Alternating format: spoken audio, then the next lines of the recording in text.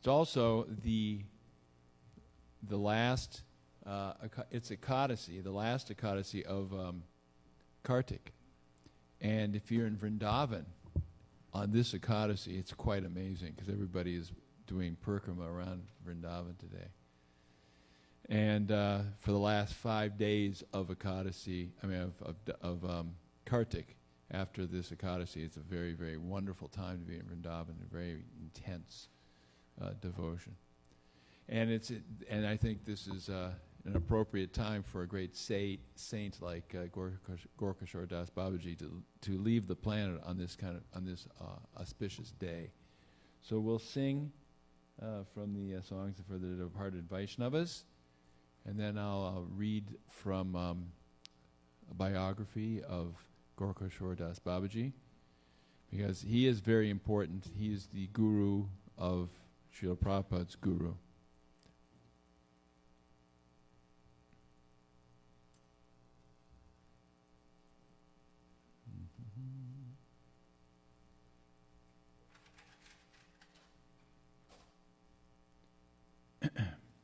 Yeya Nila Premadana Karuna Pracho Yeya Nila Premadana Karuna Pracho Yeya Nila Premadana Karuna Prachurya Nila Premadana Karuna Prachur Hena Prabhu Kota Gela Acharya Thakur Hena Prabhu Kota Gela Acharya Thakur Kahamora Swarup Rupa Kahasanatan Kahamora Swarup Rupa Kahasanata Kahadasa Raghunata Patita Pavan Kahadasa Raghunata Patita Pavan Kaha Morabata Yuga Kaha Kavira Kaha Morabata Yuga Kaha Kavira Eka Kale Kota Gela Gora Nataraj Eka Kale Kota Gela Gora Nataraj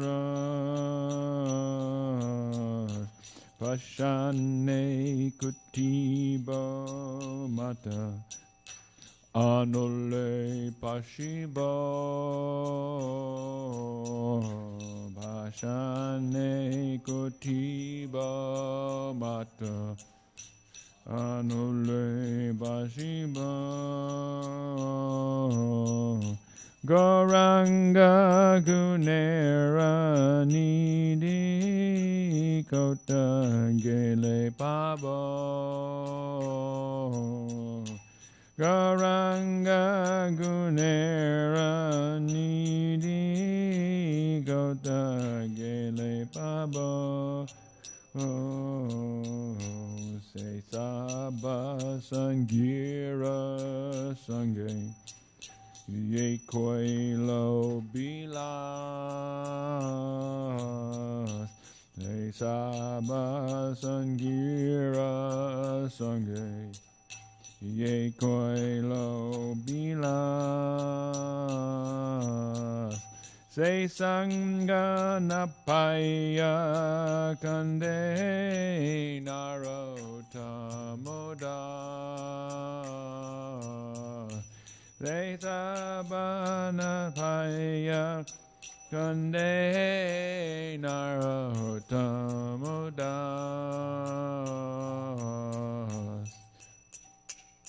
Jaya Vaishnav Thakur, Jaya Vaishnav Thakur, Vaishnav Thakur, Jaya Vaishnav Thakur, Jaya Vaishnav Thakur, Jaya Vaishnav Thakur, Vaishnav Thakur, Jaya Vaishnav Thakur, Jaya Gorka Shore, Babaji Maharaj, Jaya Gorka Shore, Babaji Maharaj, Jaya Gorkishore, Babaji Maharaj, Jaya Gorkishore, Babaji Maharaj, Jaya Gorkishore, Babaji Maharaj, Jaya Gorkishore, Babaji Maharaj. Jai Om Vishnupad Paramahansa Parvikacharya Satara Sata Shishimas Divine Grace A.C. Bhaktivedanta Swami Srila Prabhupada Ki Jai. ISKCON Founder Acharya Srila Prabhupada Ki Jai. Jai Om Vishnupad Paramahansa Parvikacharya Satara Sata Shishimas Divine Grace Bhaktisiddhanta Saraswati Thakur Prabhupada Ki Jai. Jai Om Vishnupad Paramahansa Parvikacharya Satara Sata Shishimas Gorkishore Das Babaji Maharaj Ki Jai. Anantakoti Vaishnavinda Ki Jai. Namacharya Shahardas Thakur Ki Jai. Prem Sako Shri Krishna Chaitanya Prabhu Nityananda Shri Dvaita Gadadhar Shivasati Gaur Bhaktivinda Ki Jai. Jai Radha Krishna Gopa Gopanath Shai Mukunda Radha Kunda Girigorana Ki Jai. Brindavan Dham Ki Jai. Mayapur Navadip Dham Ki Jai. Jagannath Puri Dham Ki Jai. Bhakti Devi Ki. Srimati Tulsi Devi Ki. Harinam Sant Kirtan Ki. Briyat Mridanga Ki, the most holy disappearance day of Gorkishore Das Babaji Ki Jai. Samaveda Bhaktivinda Ki Jai. Gaur Premanandi, all glories of some devotees, all glories of some devotees, all glories of some devotees, all glories to Shri Shri Guru and Gauranga. Namo Om Vishpadaya.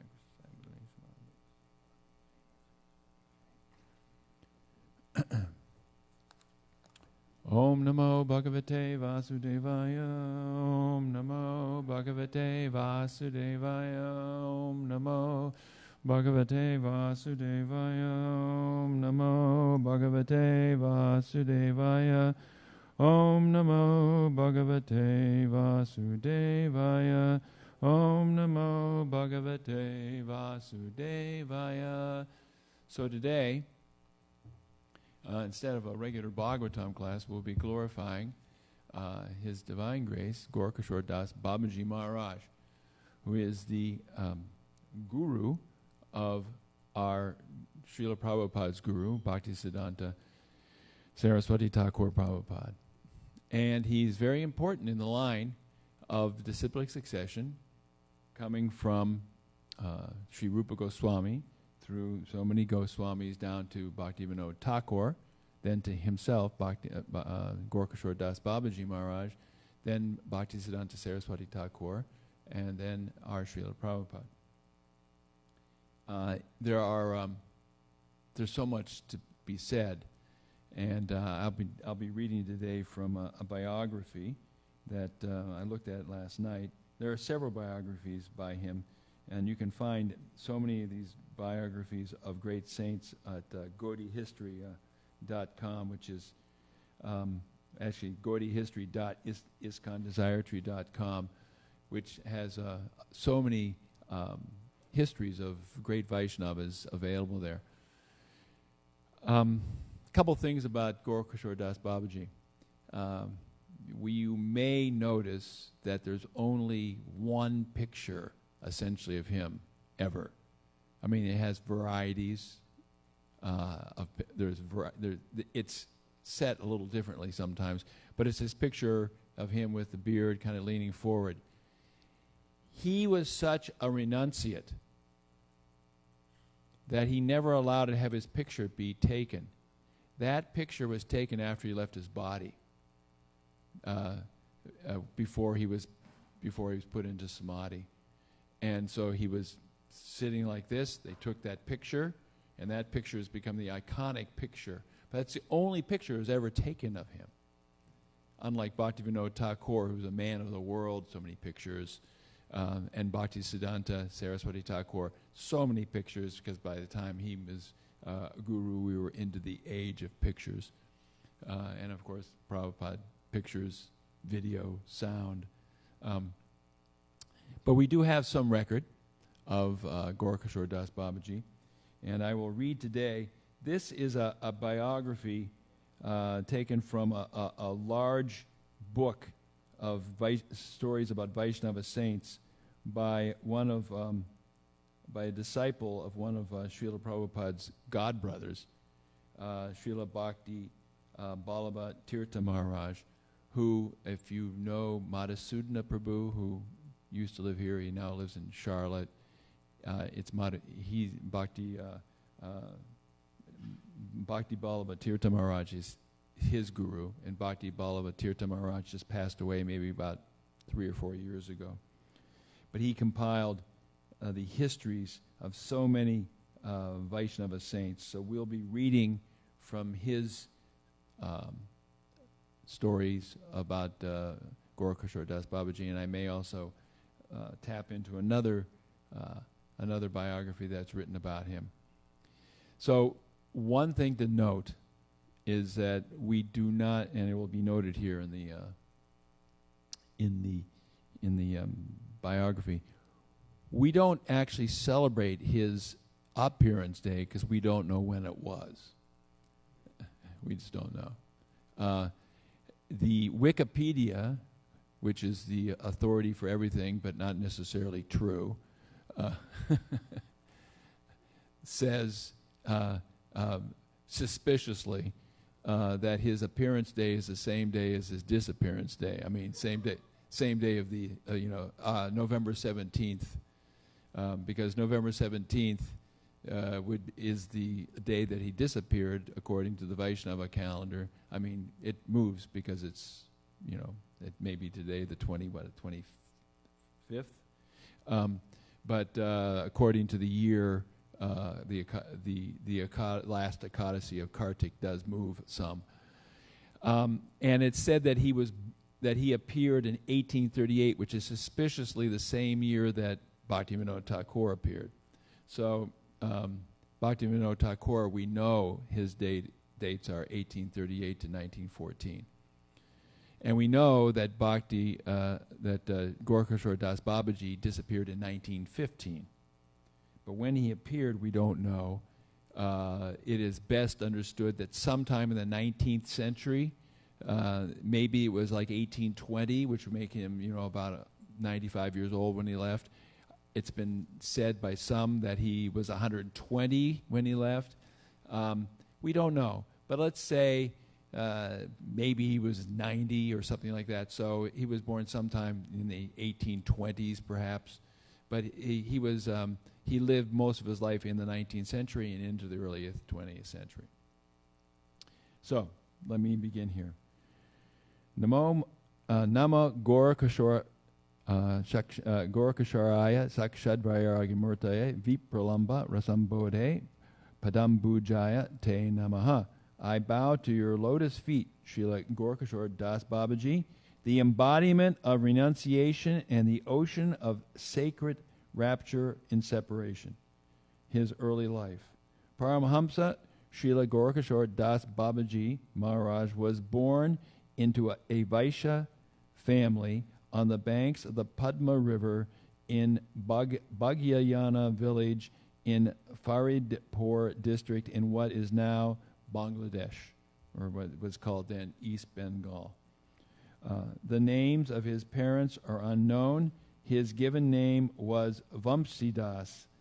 He was born sometime in the middle of the 19th century, or maybe early 19th century. We don't know. He is important to us because he was the Diksha Guru of Srila Bhaktisiddhanta Saraswati Goswami Prabhupada, founder of the Chaitanya Math and the worldwide Gaudiya Maths. Vamsi Das's parents had him married at an early age according to the custom of the time, but he always remained detached from household life. His main interest was always worshiping the Lord. When his wife died, he left home and went to Vrindavan, where he took the Paramahamsa Vesh from Bhagavat Das Babaji, a disciple of Srila Jagannath Das Babaji Maharaj, and took the name Gorakishore Das Babaji. Sometimes it's said that Gorakishore Das Babaji was illiterate. That's not really true. He did write even one famous poem. And he could read, there's no question about that. He was not a man of great learning and letters like Bhaktivinoda Thakur was a man who had, well read, quoted Shakespeare, was a court magistrate, so he was writing so many opinions. Or Bhaktisiddhanta Saraswati Thakur, who is so great a scholar. Or our Srila Prabhupada, who's had great breadth and depth of scholarship. Gorakishore Das Babaji gives us a different example. He is sort of in the line of an Avaduta, without so many rules, without so much regulation, living a life of very, very strict renunciation. But certainly could read and write and knew the scriptures. But that was not his main focus, however. So it's described here. He's married. He actually, at one place, I read that he was married to his wife for a number of years. And when she passed away, he went to Vrindavan. He spent 30 years in Vrindavan before he came back to Mayapur, Navadvip. After being initiated in the Babaji order, Gorakishore Das Babaji spent 30 years in Braj, engaged in intense religious practice. He also traveled outside the area of Braj, visiting northern India and Bengal. While in the east, he met many of the leading Vaishnavas of Bengal and Orissa, such as Swarup Das Babaji of Puri, Bhagavan Das Babaji of Kalna, and Chaitanya Das Babaji of Kulia. In 1893, when the birthplace of Chaitanya Mahaprabhu was inaugurated at Sri Mayapur Yoga Pit, Jagannath Das Babaji Maharaj ordered him to stay in Navadvip. This is where Gorakishore remained for the rest of his life. He saw all the residents of Navadvip with transcendental eyes, considering them to be divine beings. He thus accepted Madhukari, the Madhukari form, Madhukari from them. In other words, what he did was every day he would just go out begging, cooking everything in a rejected clay pot. It is said that he sometimes would subsist on nothing but Ganges water and mud. Don't do this at home. Sometimes he would go for long periods without eating, chanting the holy names constantly. He set the standard for those in the renounced order of life, in the renounced order who live the life of solitary worship, remaining completely independent from others. Mahaprabhu's envoy, Srila Bhaktivinoda Thakur, was extremely impressed by Gorakishore's extraordinary renunciation, his pure devotion, and his attachment to the Lord. Gorakishore would often go to Bhaktivinoda's home in Godrumadweep, where he would listen to him give readings of the Bhagavat and discuss Vaishnava theology with him. So he was an associate he would associate a lot with Bhaktivinoda Thakur. But he lived a completely different life. It's described that he was, and I may read this later, but I'll bring it up now. He didn't want to be bothered with anybody. So he would oftentimes sit underneath a boat on the banks of the Ganges, one of these, overturned like little boats, and chant his rounds there so no one would find him. And most famously, when people were bothering him, he went to a latrine and locked the door and sat in the toilet. I mean, this is not a very nice, and anyone who's ever seen these things, even in modern India, knows that this is not where you want to be. And he would say, I would prefer the stench of this latrine to the stench of the materialists. And they would try to get him out, and he wouldn't leave. Even the police chief went up and said, Babaji, come out. But he was adamant that he did not want to be disturbed in his bhajan. And because he had a reputation, people would come to him for some kind of benedictions, and he was not interested in this. Saraswati Thakur meets Babaji Maharaj. This is the story of how Bhaktisiddhanta Saraswati Thakur meets Gaurkishore Das Babaji and then takes initiation.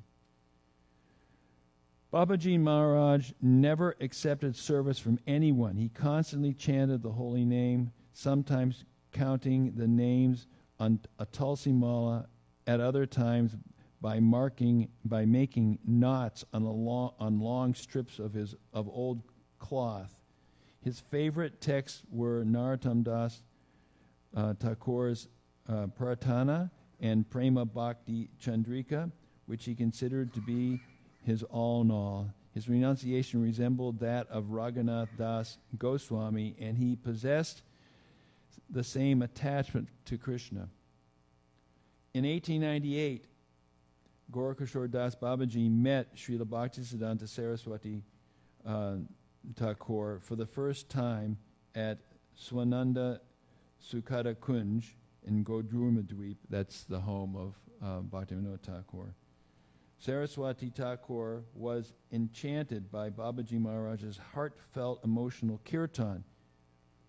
He wrote the kirtan down and later taught it to his own disciples. The song describes Raghunath Das Goswami's ecstatic separation from Radha, and it's all printed here, which I will not read. And this is partially a paraphrase of it. Where is the incarnation of love? Radhe, Radhe. Glories to Radha. Show yourself to me, Radha. Give me back my life. I have become a beggar for you. Radha, I am calling to you, O Radha. You cavort in Vrindavan. You enchant Krishna's mind. You are chief among the 8 Sakhis and are the daughter of Vrishabhanu. Raghunath Das Goswami constantly calls out to you, Radha. He calls for you in Keshigat, in Vamsivat, Nidhuvan, Kunjavan, in Radhakund and Shamakund, in Kushumavana and Govardhan, in Talavan, in Tamalavan. He calls out wearing only a torn and dirty cloth, rolling in Vrindavan dust, the names of Radha on his lips. His eyes are filled with tears. He wanders through every part of Raj, calling Radha's name night and day. 23 hours he thinks of nothing but Radha and Govinda, and when he sleeps for an hour, he dreams of Radha and Govinda. So this is in 1898, and this is the first time that Bhaktisiddhanta Saraswati Thakur meets Gaurkishore Das Babaji, and his father, Bhaktivinoda Thakur, insists that he take initiation from Gaurkishore Das Babaji. And now you have to understand, it's about 1900. Bhaktisiddhanta Saraswati Thakur is about, he was born in 1874, 26 years old, young man of incredible scholarship. It's described that he was such a great mathematician and astronomer and astrologer that the University of Calcutta, they kept a seat open for him to join the faculty and teach mathematics and astronomy and for his whole, they said, whenever you want to, you can come here. And he said, no, I'm not going to do that because I'm not here to do that. So he's so learned. And his father, Bhaktivinoda Thakur, says, now you take initiation from this person, who, by the way, has sworn never to take disciples, and is probably the polar opposite of you as far as scholarship goes, which is to teach us how important taking shelter of Gurudev is, and how we can't make any sort of judgments as to who Gurudev is or the great Vaishnava is by the appearance or their behaviors. It is transcendental. So here we'll read. In January 1900, Srila Bhaktisiddhanta Saraswati Thakur took initiation from Gorkashore Das Babaji on the instructions of Srila Bhaktivinoda Thakur. Bhaktisiddhanta Saraswati Thakur was Babaji Maharaj's only disciple. Babaji Maharaj was an anchorite, and this is the term meaning like he was like a total renunciate, an anchorite who had sworn not to take any disciples, but he was forced to change his decision when he saw Saraswati Thakur's determination and devotion. The story is that Srila Prabhupada Bhaktisiddhanta asked Gorkashore Das Babaji Maharaj several times to give him initiation. The first time he asked, Babaji Maharaj told him, if Mahaprabhu tells me to do so, I will. The second time Babaji Maharaj told him that he had forgotten to ask Mahaprabhu. Srila Prabhupada Bhaktisiddhanta did not give up. And a third time, Babaji Maharaj said, virtuousness, scholarship, and other qualities are not the means to attain the Lord. They do not give you any right to initiation. Go away. He tells him to go away again. Now it's said there's many different stories, and this version here will give a couple of them. But it's said that he over and over and over again, he came to the point where he said, I'm going to jump off a bridge and kill myself if you don't initiate me. I mean, that's one of the stories. There's several different versions. But he, over and over again, just repeatedly asked for initiation, similar to Ramanujacharya, as is described here, who over and over again asked for initiation from his guru before he got it. Though he'd been turned back by Gorkashore Das Babaji repeatedly, Bhaktisiddhanta Saraswati Thakur did not abandon his resolution. Ramanujacharya was turned back 18 times before receiving the mercy of Gosti Purna. Srila Prabhupada showed his qualities of patience and determination and continued to come to Babaji Maharaj humbly entreating him to give him initiation until finally Babaji's heart melted, and out of great affection he mercifully initiated Bhaktisiddhanta Saraswati Thakur by sprinkling the dust of his lotus feet on his head. Gorkashore Das Babaji would never allow any materialistic persons to touch his feet. If they did so, he would make a show of anger, saying, "You are doomed." Most people were thus afraid to attempt it. On this occasion, however, he himself offered the dust of his feet to his dear disciple and smeared it on his body. From Srila Prabhupada's disciples, this is Bhaktisiddhanta, it is heard that he was turned back 12 times before Babaji Maharaj became compassionate and initiated him at his 13th request. Others say it happened on the 4th time.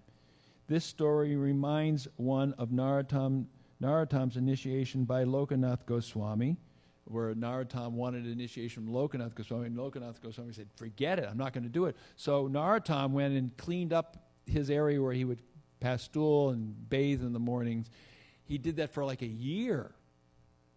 And before, Lokanath finally said, I'm going to see who's doing this. And then when he saw his humility, he relented and gave him initiation. How strong our desire to take initiation should be. and how important it is to get the mercy of the Vaishnava. Unswerving dedication to the Guru is the sign of a disciple. Afterward, Babaji Maharaj, judging Bhaktisiddhanta Saraswati Thakur to be eminently qualified for the task, blessed him and ordered him to preach Mahaprabhu's message all around the world. Now, it's interesting to note how much Srila Bhaktisiddhanta Saraswati Thakur, in a sense, I mean, I use the word deviate here, but I don't mean it deviated in a bad way. Deviated from the life of Gorkashore Das Babaji. Gorkashore Das Babaji stayed in one place, didn't go anywhere. And at one point, when he found out that Bhaktisiddhanta Saraswati Thakur was going to go to Calcutta to open a mission, he said, "Don't go to the material world and become contaminated. By going to Calcutta, you can't go there. Don't go." He was telling him, "Don't you dare go there." But of course, Bhaktisiddhanta Saraswati Thakur went there to preach. But the point being made by Gorkashore Das Babaji was that this world is a place of danger, and we should be very, very careful about Maya. This is these are some of the words from Bhaktisiddhanta Saraswati Thakur about his guru. And Bhakti Vallabha Tirtha Maharaj refers to him as Srila Prabhupada. So when I say Srila Prabhupada in places, it means Bhaktisiddhanta Saraswati Thakur. Srila Prabhupada wrote the following words about his guru with exemplar humility in order to show the world definitively the path of auspiciousness. Quote, "In order to complete the gaping needs that I felt, I was busily trying to get my hands on everything under the sun. I thought that possessions would fulfill my needs. Over time, I indeed accumulated a great number of rare possessions, but I was not able to rid myself of the sense of being unfulfilled." This is pastime. I mean, we have to understand, this is not really, he's not a conditioned soul. "I had encountered many personalities who were reputed to be great saints, but I saw various inadequacies in every one of them, and was so unable to give them my respect. Fortunately, the supremely merciful Sri Gauranga Mahaprabhu allowed two of his dearest companions to show their kindness to me. I was egotistically so self-absorbed that I had completely lost any sense of where my well-being could be found. Even so, due to my pious activities, I was able to get the association of Srila Bhaktivinoda Thakur," he refers to his father like that, who was my ever well-wisher.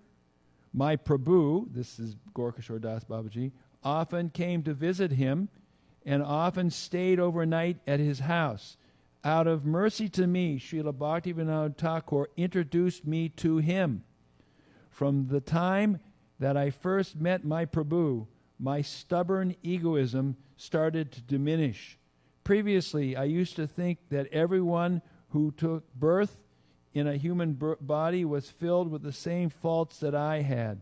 But upon seeing my Prabhu's divine character, I realized that there truly were flawless Vaishnavas in this world who matched the ideal." He writes further, "Many people who saw Gorkashore Das Babaji, whether innocent or experienced, young or old, learned or ignorant, or proud of their being advanced devotees, were not able to truly see him. This is the divine power of Krishna's devotees. Hundreds of people came to him seeking help in fulfilling their material desires, and he would give them advice. But this was a kind of deception. There are countless persons who take on the dress of a saintly person and make a show of acting like a saintly person, but on closer analysis are far from the standard. My Prabhu was not a cheater like them. It is clear from his spiritual activities that he identified completely that he identified complete honesty with the truth. His sincere affection was incomparable. It proved that the attainment of spiritual powers is a deception. He showed no enmity for those who opposed him or disagreed with him. Similarly, he made no particular external show of affection for those who were objects of his compassion. He used to say, "I neither love nor hate anyone in this world. Everyone is the object of my respect." Amazingly, Prabhu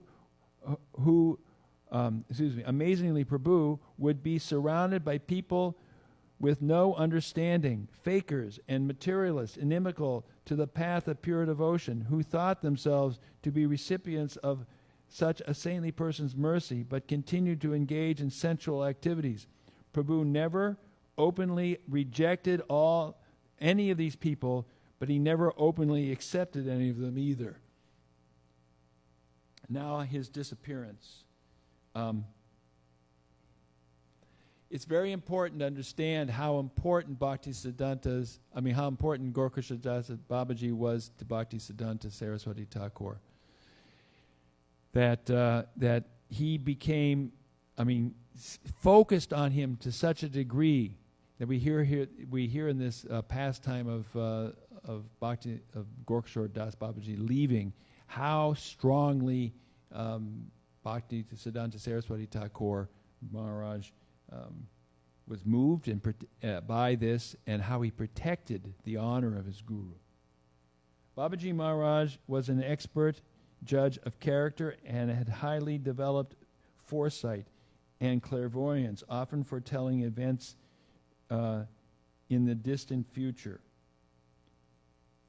On the 30th of Kartik, in 1322 Bengali, or 1915 AD, Paramahamsa Srila Gorkhashore Das Babaji entered the eternal pastimes of the Lord. At that time, he was residing in Ranir Dharmashala in Kulia, when Srila Bhaktisiddhanta Saraswati Goswami Thakur received news of his disappearance.